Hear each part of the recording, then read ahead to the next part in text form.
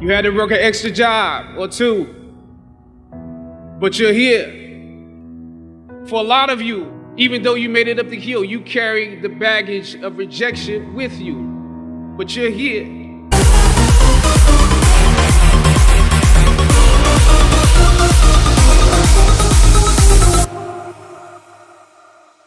Selves together. Imagine you read 1 hour a day about history. How much you will learn after 365 hours in 1 year. Think about if you study about the history of musicians, of composers, how much you would know. You went to IU. Yep. Right? Now you got a lot of people that say, forget about school, drop out of school. They're idiots. So you think they're idiots? They're idiots. I bet most of your people who've sat in this chair, it's not about what college they went to. It's about their own initiative, their own drive, their own ambitions, their own curiosity. Purpose is an essential element of you. It is the reason you are on the planet at this particular time in history. You're waiting for someone to give you the opportunity. You're waiting for everything to line up. You're waiting for all the situations to come together perfectly. And I'm telling you, you cannot wait. You got to start working right now. Whatever you choose for a career path, remember the struggles along the way are only meant to shape you for your purpose. Your life matters. Your voice matters. Your name matters.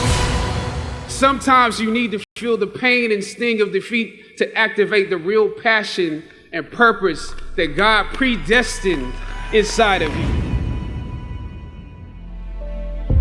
Imagine you read 1 hour a day about history.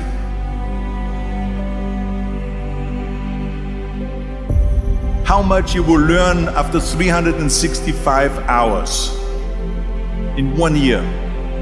Think about if you study about the history of musicians, of composers, how much you would know. Imagine if you would work on a business, on some business that you want to develop every day for an hour. Imagine how further along you will go and get. So it drives me nuts because when people say we don't have the time, we have 24 hours a day. We sleep 6 hours a day, so that gives you still 18 hours. And there's someone shaking their head out here in front. They say probably, I don't sleep 6 hours, I sleep 8 hours, right? But just sleep faster.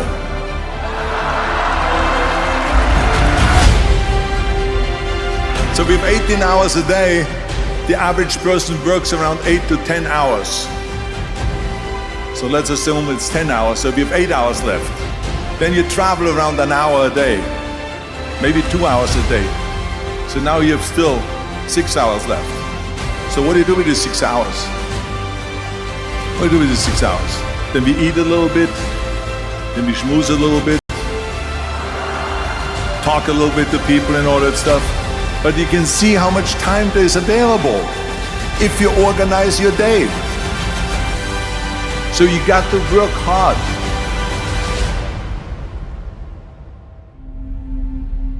I mean, let me tell you something. When I went to America, I went to college. I went and worked out 5 hours a day. And I was working on construction. Because in those days in bodybuilding, there was no money. I didn't have the money for food supplements or anything. So I had to go to work. So I worked on construction. I went to college. I worked out in the gym, and at night from 8 o'clock at night to 12 midnight, I went to acting class 4 times a week. So I did all of that. There was not one single minute that I wasted. And this is why I'm standing here today.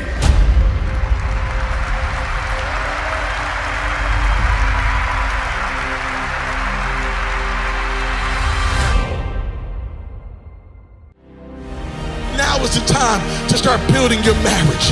Now is the time to start teaching and investing in your kids. Now is the time to start piecing your money together and getting yourself out of debt. Now is the time to start pursuing something greater. Now is the time to start building the vision that God put in your heart. Now is the time to start saving up for the home. Now is the time to start making those investments in yourself. You cannot wait. Don't wait another day. Don't wait another minute. Don't wait another moment. Now is your time. How long are you going to complain about what you don't have? How long are you going to complain about who didn't do it and who didn't take care of you and who didn't call you and who don't like you and what they said and what they think? Who cares what they think?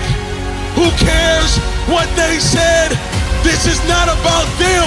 This is about me. This is about what God wants to do in me. This is about the legacy that He wants me to build. This is about the impact He wants me to make. Why am I going to put my legacy to the side in order to appease a person who don't know who I really am?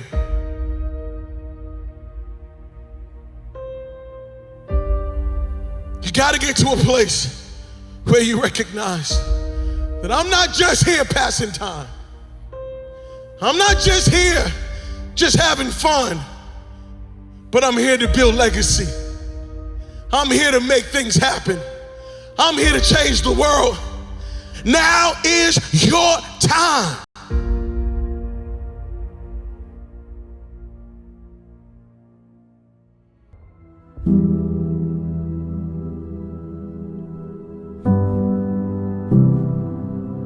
My experience is with people that we're probably running at about 51% of our capacity.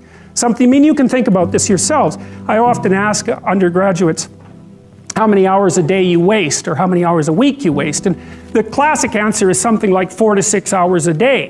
You know, inefficient studying, watching things on YouTube that not only do you not want to watch, that you don't even care about, that make you feel horrible about watching after you're done. That's probably 4 hours right there. You know, you think, well, that's 25 hours a week, it's 100 hours a month, that's 2.5 full work weeks, it's half a year of work weeks per year. And if your time is worth $20 an hour, which is a radical underestimate, it's probably more like 50 if you think about it in terms of deferred wages. If you're wasting 20 hours a week, you're wasting $50,000 a year. And you are doing that right now. And it's because you're young, wasting $50,000 a year is a way bigger catastrophe than it would be for me to waste it, because I'm not going to last nearly as long. And so if your life isn't everything it could be, you could ask yourself, well, what would happen if you just stopped wasting the opportunities that are in front of you? You'd be, who knows how much more efficient? 10 times more efficient, 20 times more efficient. That's the Pareto distribution. You have no idea how efficient people get. It's completely, it's off the charts.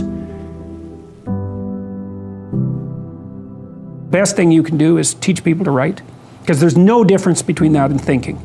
And one of the things that just blows me away about universities is that no one ever tells students why they should write something. It's like, well, you have to do this assignment. Well, why are you writing? Well, you need the grade. It's like, no. You need to learn to think, because thinking makes you act effectively in the world. Thinking makes you win the battles you undertake, and those could be battles for good things. If you can think and speak and write, you are absolutely deadly. Nothing can get in your way. So that's why you learn to write. It's like, and I can't believe that people aren't just told that. It's like, it's the most powerful weapon you can possibly provide someone with. And I mean, I know lots of people who've been staggeringly successful and watched them throughout my life. I mean, those people, you don't want to have an argument with them. They'll just slash you into pieces. And not in a malevolent way. It's like, if you're going to make your point and they're going to make their point, you better have your points organized, because otherwise you are going to look like and be an absolute idiot. You are not going to get anywhere. And if you can formulate your arguments coherently and make a presentation, if you can speak to people, if you can lay out a proposal, God, people give you money, they give you opportunities, you have influence. Make it a schedule and stick to it. Okay, so what's the rule with the schedule? It's not a bloody prison. That's the first thing that people do wrong. They say, well, I don't like to follow a schedule. It's like, well, what kind of schedule are you setting up? Well, I have to do this, then I have to do this, then I have to do this, you know, and then I just go play video games, because who wants to do all these things that I have to do? It's like, wrong. Set the schedule up so that you have the day you want. That's the trick. It's like, okay, I've got tomorrow. If I was going to set it up so it was the best possible day I could have, practically speaking, what would it look like? Well, then you schedule that, and obviously there's a bit of responsibility that's going to go along with that, because if you have any sense, one of the things that you're going to insist upon is that at the end of the day, you're not in worse shape than you were than at the beginning of the day, right? Because that's a stupid day. If you have a bunch of those in a row, you just dig, you know, you dig yourself a hole and then you bury yourself in it. It's like, sorry, that's just not a good strategy. It's a bad strategy. So maybe 20% of your day has to be responsibility and obligation, or maybe it's more than that, depending on how far behind you are. But even that, you can ask yourself, okay, well, I've got these responsibilities. I have to schedule the things in. What's the right ratio of responsibility to reward? And you can ask yourself that, just like you'd negotiate with someone who is working for you. It's like, okay, you got to work tomorrow. Okay, so I want you to work tomorrow. And you might say, okay, well, what are you going to do for me that makes it likely that I'll work for you? Well, you could ask yourself that, you know. So maybe you do an hour of responsibility and then you play a video game for 15 minutes. I don't know, whatever turns your crank, man. But, you know, you have to negotiate with yourself and not tyrannize yourself. Like you're negotiating with someone that you care for, that you would like to be productive and have a good life. And that's how you make the schedule. It's like, and then you look at the day and you think, well, if I had that day, that'd be good. Great. You know, and you're useless and horrible, so you'll probably only hit it with about 70% accuracy, but that beats the hell out of 0, right? And if you hit it even with 50% accuracy, another rule is, well, aim for 51% the next week, or 50.5% for God's sake, or because you're going to hit that position where things start to loop back positively and spiral you upward. On my tombstone, I want the epitaph: be ashamed to die until you have scored some victory for humanity. Many people look for meaning in life as though it's going to be under a rock or behind a tree. Well, there's my meaning. You have more power than that. You have the power to create meaning in your life rather than passively look for it. Meaning to me is, do I know more about the world today than I did yesterday? That enhances meaning for me. And if that accumulates and accrues daily, in a month you know way more than you did than just that day later, so that you continue to grow. My first question of me wasn't, where do I find meaning? It was, how do I create meaning? And that started early teens. You can draw a line in the sand between people who transgress but do not hold power over you. This is a famous quote from Martin Luther King. You can only be ridden if your back is bent.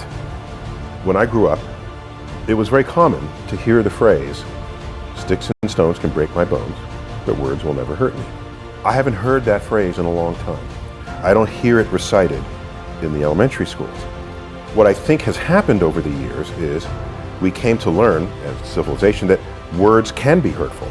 That's an advance in mental health. What I see on the flip side of that coin, however, is people are less able to deal with the very same people who are around today who were around back then, who are calling you names. I can say from the era in which I grew up, I don't give a rat's ass what you say to me. Unless you are between me and some goal, then I'll have to navigate that some way. If there's a racist person or sexist person or a person with some kind of cultural bias, I want to know that, actually. I want you to say everything you want to say. Then I'll say, okay, that's who you are, that's how you're thinking. So now what do I need to do because you're in my way? Do I dig under you, go around you, leap over you? Or do I go this way and then come out the other side? Yeah, it's longer, it's more effort, it's more energy, but on some level it's sort of same different day. I can't say you're being racist, you're being, that's not, you gotta navigate it. I think high school, that's where you learn how to deal with difficult people. There are people who are nasty You're going to have to navigate them. There are people who you cannot interact with for whatever reason or another. They're going to be in the cubicle next to you in your workplace.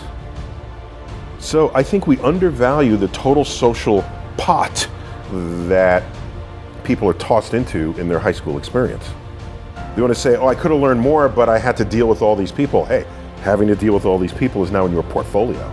Your motivation for the guests that you have in this couch, they had some vision statement and they have grit.